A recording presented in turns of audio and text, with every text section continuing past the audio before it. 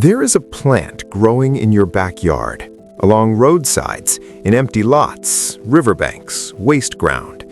It looks like a tall, scraggly dandelion, wavy leaves, prickly hairs, yellow flowers that turn into fluffy seed heads. When you scratch the stem, it bleeds white. Milky latex oozes out. When dried, it turns brown and hardens. It looks like opium. And for 2,000 years, from ancient Egypt through Victorian England, doctors used it the same way, to kill pain.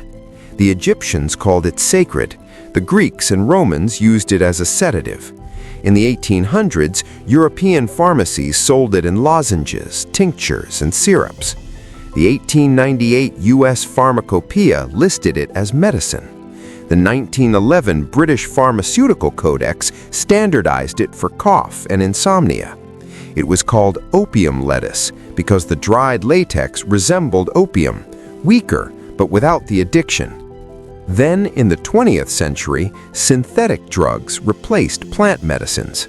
By the 1970s, wild lettuce resurfaced in counterculture as a legal high. Today, it's sold as lettucine, lopium, lettuce hash, smoked, vaped, steeped as tea, and it's called a drug. But it's not a drug. It's a weed, a common, legal, non-addictive plant in the lettuce family. You can grow it in your garden. You can eat the young leaves in salads. You can harvest the latex and dry it. And the reason they call it a drug? Because if people knew they could relieve pain for free from a weed in their backyard, who would buy pharmaceuticals? Welcome to Nature's Lost Vault. Before we open this vault, if these stories matter to you, the best way to preserve this wisdom is simple. Subscribe, hit the bell, and share these vaults with those who need to remember what we forgot. The plant itself. Lactuca virosa, wild lettuce, also called bitter lettuce, opium lettuce, poisonous lettuce, tall lettuce, related to common garden lettuce, Lactuca sativa, and prickly lettuce, Lactuca cereola. It's a biennial, grows from 3 to 6 feet tall, sometimes up to 7 feet.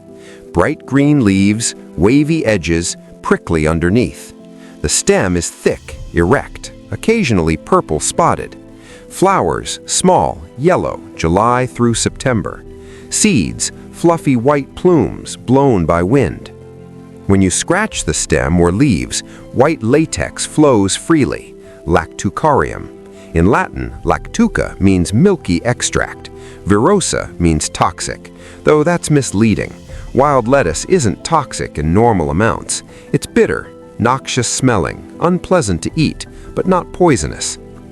Lactucarium contains 2 key compounds, lactucin and lactucopicrin.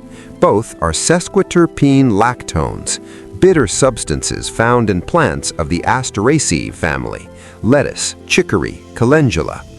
These compounds act on the central nervous system. They produce mild analgesic, or pain-relieving, and sedative effects. In animal studies, mice on hot plates, lactucin and lactucopicrin at doses of 15 to 30 milligrams per kilogram of body weight delivered pain relief comparable to ibuprofen, not morphine, not oxycodone. Ibuprofen, mild, non-addictive, safe. Wild lettuce also contains trace amounts of hyoscyamine, a tropane alkaloid with mild sedative effects, but the levels are so low they're barely detectable. The real action comes from lactucin and lactucopicrin. So why do they call it opium lettuce? Because when lactucarium dries, it hardens into a brownish solid that visually resembles opium. That's it. It looks like opium. It doesn't contain opiates. It doesn't produce a euphoric high. It doesn't cause addiction. But the resemblance was enough to earn the nickname and enough to make people afraid of it. For 2,000 years, wild lettuce was medicine. Then it disappeared. Why? Ancient Egypt, wild lettuce was sacred to the god Men, associated with fertility and vitality. Egyptians used it in rituals, added it to love potions, consumed it as a mild sedative. Greeks and Romans, physicians prescribed lactucarium for pain, insomnia, and anxiety. It was a standard remedy in classical medicine. Medieval Europe, herbalists used wild lettuce for whooping cough, asthma, painful menstrual cycles, urinary tract issues. It was known as a safe, non-toxic plant medicine. 19th century, the Golden Age. Wild lettuce peaked in the 1800s. European and American doctors used it extensively. Here's what the medical literature said. In 1814, first published study on wild lettuce for whooping cough. 1898 U.S. Pharmacopoeia listed lactucarium as an official medicine. Dosage 30 to 60 milligrams in lozenges, used for cough, insomnia, and nervous irritation. 1911 British Pharmaceutical Codex standardized lactucarium production, required extraction from Lactuca virosa. Used in syrups, tinctures, lozenges, as a sedative and mild hypnotic, sleeping aid. 1917 Serval Company catalog described wild lettuce as highly esteemed to quiet coughing and allay nervous irritation, a good safe remedy to produce sleep, to be used when opium and other narcotics are objectionable.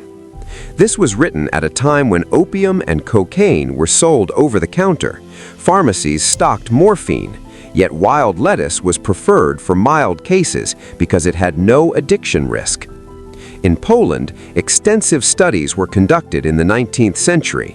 Researchers viewed lactucarium as an alternative to opium, weaker but lacking side effects, not addictive, and in some cases preferable. They prescribed it for pain, insomnia, kidney disorders, uterine cramps, and edema. Wild lettuce was mainstream medicine. Then, in the 20th century, it vanished from pharmacies. What happened? Two events killed wild lettuce as medicine. One, synthetic pharmaceuticals. In the early 1900s, pharmaceutical companies developed synthetic pain relievers, aspirin, 1899, barbiturates, 1903, synthetic opioids, 1950s. These drugs were patentable, profitable, standardized. You could dose them precisely. You could brand them. Wild lettuce? You couldn't patent a plant. You couldn't control the supply. Anyone could grow it, harvest the latex, make their own medicine. Where's the profit in that? So pharmaceutical companies promoted synthetic drugs. Doctors prescribed them. Pharmacies stocked them. Wild lettuce fell out of favor, not because it didn't work, but because it didn't generate revenue. 2. Failed isolation attempts. Chemists tried to isolate a single active alkaloid from lactucarium, like morphine from opium. They failed. Lactucarium is a complex mixture: lactucin, lactucopicrin, volatile oils, mannitol, taraxesterol. The compounds work synergistically. Isolating one doesn't replicate the effect. When chemists couldn't find a single active ingredient, they declared lactucarium therapeutically inactive. In 1944, a Fulton study concluded modern medicine considers its sleep-producing qualities a superstition, its therapeutic action doubtful or nil. Another study noted that lactucin and lactucopicrin in fresh latex were unstable. They degraded in commercial preparations, so dried lactucarium sold in pharmacies may have been less effective than fresh latex. Result? Wild lettuce fell out of favor. By the 1950s, it was gone from pharmacopoeias, forgotten. For 50 years, wild lettuce was a footnote. Then, in the 1970s, it came back, but not as medicine, as a drug. 1970s counterculture. Publications in the hippie movement began promoting wild lettuce as a legal high. Articles claimed it produced euphoria, hallucinations, altered consciousness. Products appeared: lettucine, black gold, lopium, lettuce ham. Marketed as legal alternatives to marijuana or LSD. Users smoked dried lactucarium in pipes or heated it in bowls and inhaled the vapors. Sometimes it was mixed with damiana, yohimbe bark, or catnip. The claimed effects? Mild relaxation, Slight sedation, maybe a placebo effect from user expectation. Scientific verdict: there is no pharmacologic basis for the purported hallucinogenic effects of lettuce opium. The lactucin and lactucopacrine are sedatives, not hallucinogens. They don't produce euphoria. They don't cause hallucinations. But the perception stuck. Wild lettuce became associated with drug culture, with getting high, with abuse, and that's when the fear began. Today, wild lettuce is legal. The FDA doesn't regulate it, but it's treated like a controlled substance. Why? Wild lettuce is unscheduled by the FDA. It's legal to grow, buy, sell, possess. No prescription required, no license needed. You can order it online, you can plant it in your garden, you can harvest it and make tea. But search wild lettuce online. Here's what you'll find. Websites selling opium lettuce extracts for pain relief. Articles warning about lettuce opium toxicity. Forums discussing smoking wild lettuce for a legal high. Health sites listing it under herbal drugs or psychoactive plants. The language is designed to make you afraid, to make wild lettuce sound dangerous, controlled, regulated. But it's not. It's a weed. It grows in ditches. You can eat the young leaves in salads. They're bitter but edible. Greeks use it in hortapita, wild greens pie.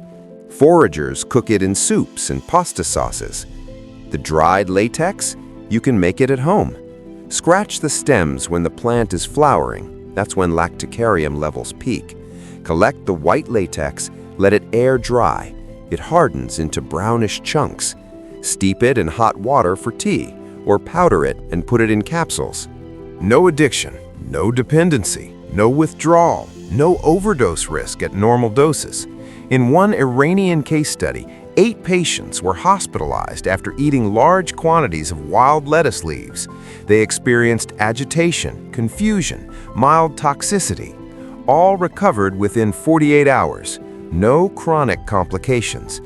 Compare that to ibuprofen. 16,000 deaths annually in the US from NSAID-related complications, ulcers, bleeding, kidney failure.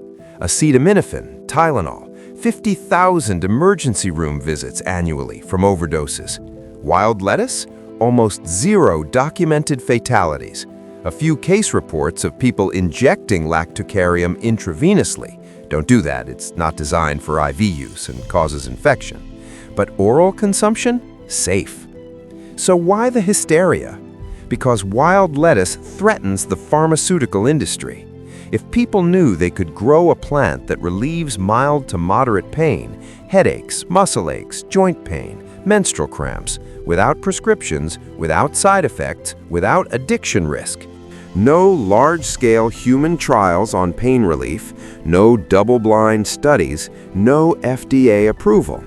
Why? Because no pharmaceutical company will fund research on a plant they can't patent. If wild lettuce were proven effective in human trials, doctors might prescribe it. Insurance might cover it. People might grow it at home, and pharmaceutical companies would lose billions. So the research doesn't happen. Wild lettuce remains a folk remedy, unproven, anecdotal, dismissed. But for 2,000 years, from Egypt through Victorian England, it worked. Millions of people used it. Doctors prescribed it. Pharmacies standardized it. Wild lettuce, called opium lettuce, associated with drug culture, treated like a controlled substance, even though it's just a weed with mild sedative properties. The goal is the same: keep people buying drugs instead of growing plants. Wild lettuce won't cure cancer, it won't eliminate chronic pain, but for mild pain, anxiety, insomnia, it's an alternative, and alternatives threaten industries. So they call it a drug, they warn about toxicity, they sell it as a legal high to make it seem dangerous, and most people never learn it's just lettuce, bitter medicinal lettuce that you can grow, harvest, use for free. If this vault opened something for you, subscribe to Nature's Lost Vault and hit the bell. Every like and every share preserves what they tried to erase or demonize. The next vault opens soon.